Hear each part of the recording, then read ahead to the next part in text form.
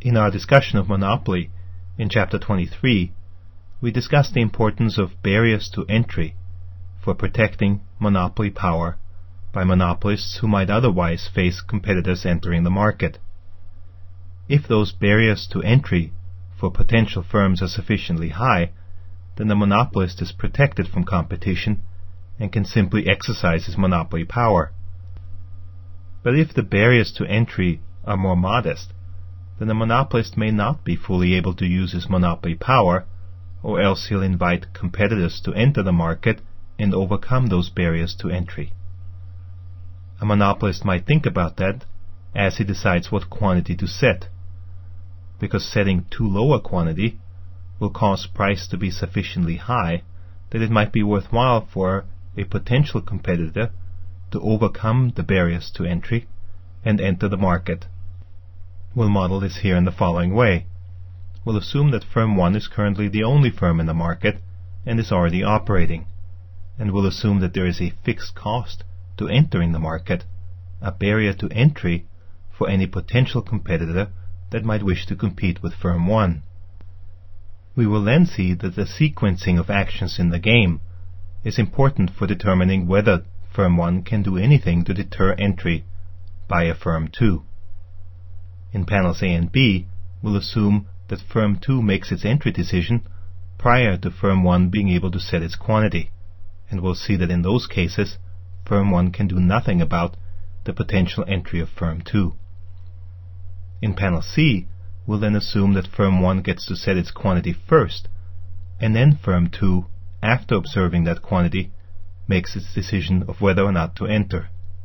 And we'll find that in that case, firm 1 will be able to deter entry under some circumstances. We begin then with the case where firm 2 has to decide whether or not to enter prior to observing the quantity produced by firm 1.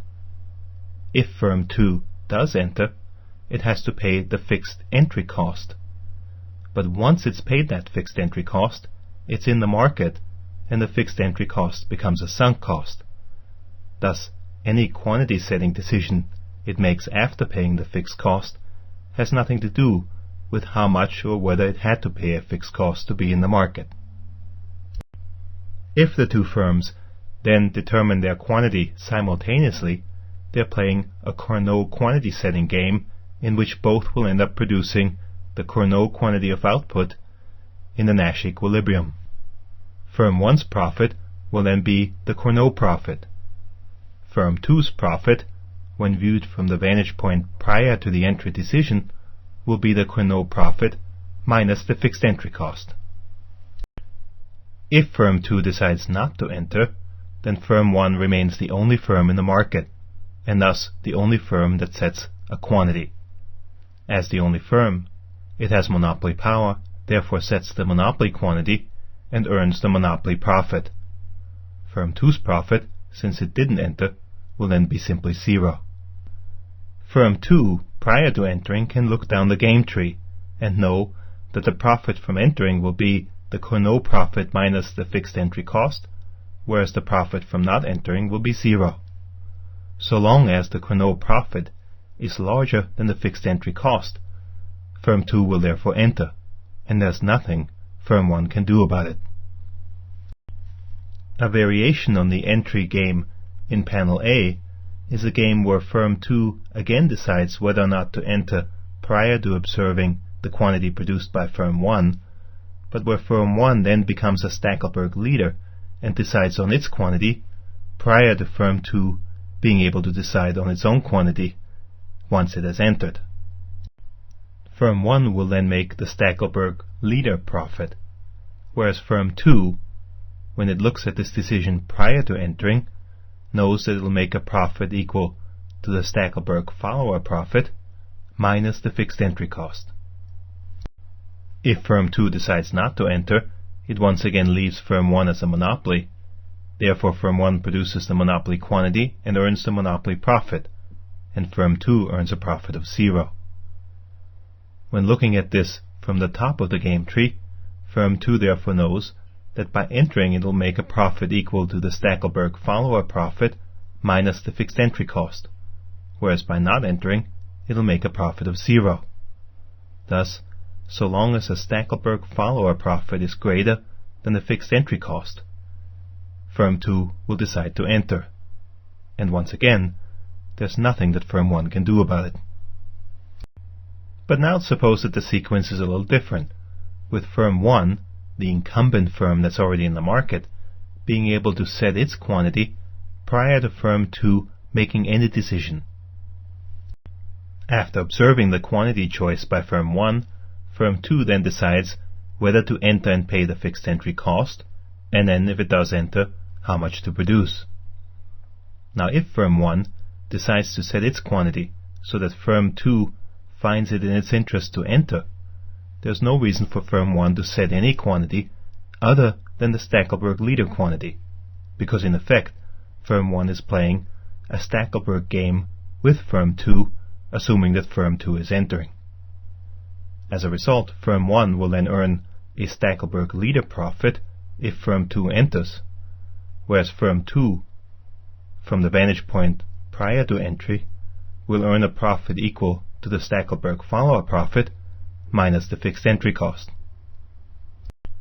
The profits that are listed on the branch that is formed by firm 2 entering the market are correct only for the case where firm 2 actually enters. But firm 1 might set its quantity in stage 1 higher than the Stackelberg leader quantity in order to reduce the profit that firm 2 would get if it did enter, and thus cause firm 2 to not enter.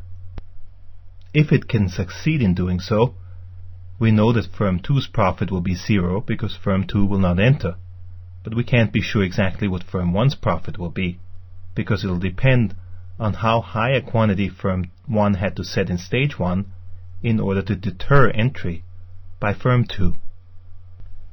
We do know, however, that if firm 1 decides to deter entry by producing a quantity larger than the Stackelberg leader quantity, its profit from firm 2 not entering will be at least the Stackelberg leader profit, because firm 1 can simply get the Stackelberg leader profit by setting the Stackelberg leader quantity and allowing firm 2 to enter. If firm 1 can set its quantity prior to firm 2 determining whether or not to enter, there are then certain scenarios under which firm 1 might manipulate the quantity it produces in the first stage in order to deter entry by firm 2 in the second stage. We'll investigate exactly what those scenarios are in more detail in graph 25.6. For now, we just want to notice the following. The sequencing of decisions matters.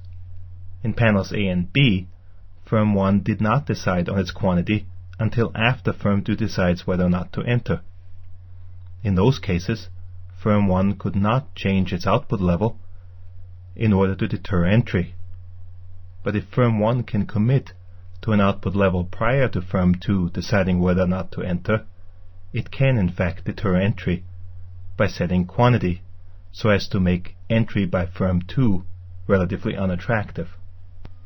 In panels A and B, firm 1 could threaten to produce such a large quantity that it becomes unattractive for firm 2 to enter, but that threat would not be credible, because once firm 2 has entered, the two firms are either playing a Cournot game in panel A or a Stackelberg game in panel B. It is by being able to commit to a quantity by actually producing it and not being able to turn back and produce less that firm 1 can deter entry in panel C.